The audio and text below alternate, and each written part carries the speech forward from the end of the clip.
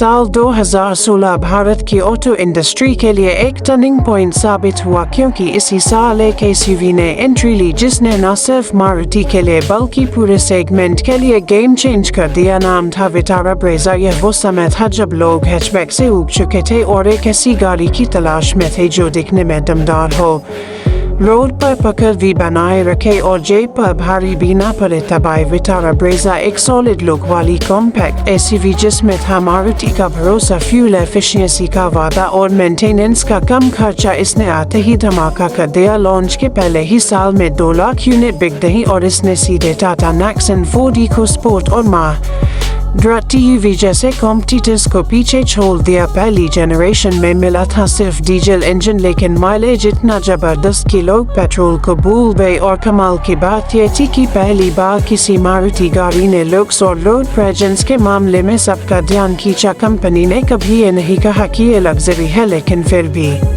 लोगों ने इसे दिल से अपनाया। ट्विस्ट ये था कि उस वक्त तक मारुति को सिर्फ माइलेज और अफोर्डेबल गाड़ियों के लिए जाना जाता था, लेकिन ब्रेजा ने कंपनी की इमेज को एक नए लेवल पर पहुंचा दिया। ये सिर्फ एक गाड़ी नहीं रही, ये बन गई छोटे शहरों और मिडिल क्लास इंडिया की पहली एसयूवी। इस पहले भाग में हमने जाना कैसे शुरू हुआ था ब्रेजा का सफर, कैसे एक सिंपल सी गाड़ी बन गई पूरे भारत की पसंद। अब अगले भाग में बात करेंगे इसके फीचर्स की, जिन्होंने इसे बनाया खास और क्यों आज भी लोग इसे आंख बंद करके खरीदते हैं। जब ब्रेजा ने शुरुआत की तब ये सिर्फ एक दमदार लुक वाली डीजल कार नहीं थी, इसमें वो सभी जरूरी फीचर्स थे जो एक भारतीय खरीदार ढूंढता है, जैसे dual airbag, ABS, VTBD, infotainment system और बढ़िया ग्राउंड क्लियरेंस। लेकिन मारुति ने इसे यही नहीं रोका। समय के साथ ब्रेजा को लगातार अपग्रेड किया गया और हर अपडेट में इसे और ज़्यादा प्रैक्टिकल और मॉडर्न बनाया गया। साल 2020 में डीजल इंजन बंद कर इसे पेट्रोल वेरिएंट में ला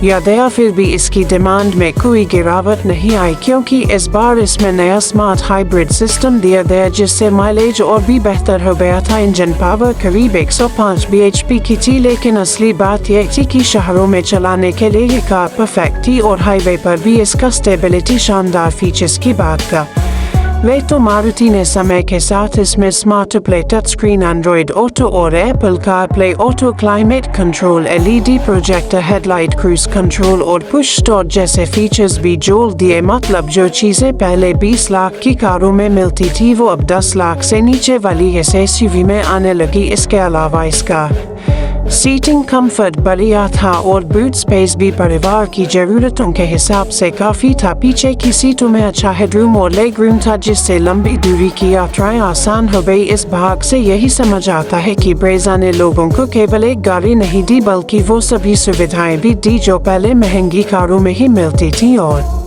यही वजह रही कि लोग बिना दोबारा सोचे इसे खरीदते चले गए। अब अगले भाग में जानेंगे कि कैसे बिक्री के आंकड़े इस गाड़ी की लोकप्रियता की गवाही देते हैं और क्या कहती है इसकी सेल्स हिस्ट्री बीते 10 वर्षों में, फीचर्स और अपग्रेड जिसने इसे आम आदमी की पसंदीदा एसयूवी बना दिया।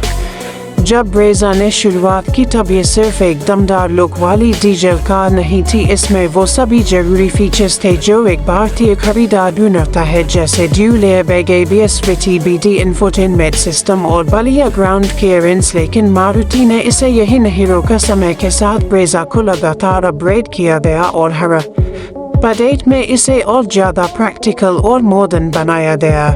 साल 2020 में डीजल इंजन बंद कर इसे पेट्रोल वेरिएंट में लाया गया, फिर भी इसकी डिमांड में कोई गिरावट नहीं आई क्योंकि इस बार इसमें नया स्मार्ट हाइब्रिड सिस्टम दिया गया जिससे माइलेज और भी बेहतर हो गया था। इंजन पावर करीब 105 bhp की थी। लेकिन असली बात यह थी कि शहरों में चलाने के लिए ये कार परफेक्ट थी और हाईवे पर भी इसका स्टेबिलिटी शानदार था। फीचर्स की बात करें तो मारुति ने समय के साथ इसमें smart play, touch screen, Android Auto और Apple CarPlay, auto climate control, LED projector, headlight, cruise control और पुश स्टार्ट जैसे फीचर्स भी जोड़ दिए। मतलब जो चीजें पहले 20 लाख की कारों में मिलती थी वो अब 10 लाख से नीचे वाली इस एसयूवी में आने लगी। इसके अलावा इसका सीटिंग कंफर्ट बढ़िया था और बूट स्पेस भी परिवार की जरूरतों के हिसाब से काफी था। पीछे की सीटों में अच्छा हेडरूम और लेग रूम था जिससे लंबी दूरी की यात्राएं आसान हो गई।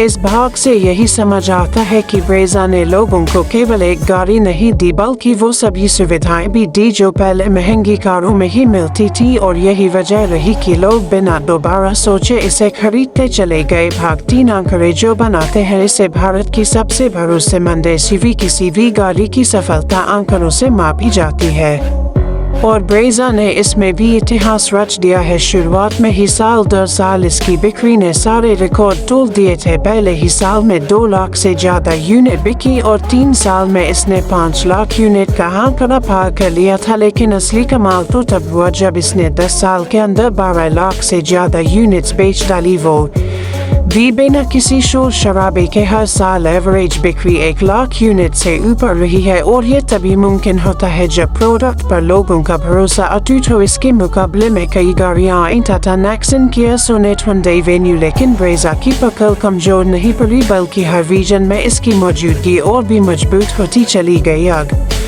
हम पिछले 3 साल के डेटा की बात करें तो ब्रेजा ने लगातार टॉप 3 में अपनी जगह बनाए रखी है, और यही वजह है कि आज भी जब कोई पहली बार एसयूवी लेने की सोचता है तो उसके दिमाग में ब्रेजा सबसे पहले आती है, और ये सब बिना किसी दिखावे के सिर्फ भरोसे के दम पर हुआ है। ब्रेजा की रीसेलर वैल्यू आज भी इतनी ज्यादा है कि 3 साल पुरानी गाड़ी भी लोगों को लगभग नई के रेट पर बिक जाती है, क्योंकि सर्विस कॉस्ट कम है, पार्ट्स आसानी से मिल जाते हैं, और मारुति की वाइड नेटवर्क ने इसे भारत के हर कोने तक पहुंचाया है। अब अगले भाग में बात करेंगे उन लोगों की जिन्होंने इस गाड़ी को खरीदा और चलाया है, उनके असली अनुभव क्या कहते हैं, और क्या वाकई ब्रेजा आम लोगों के लिए एक सच्चा साथी साबित हुई है।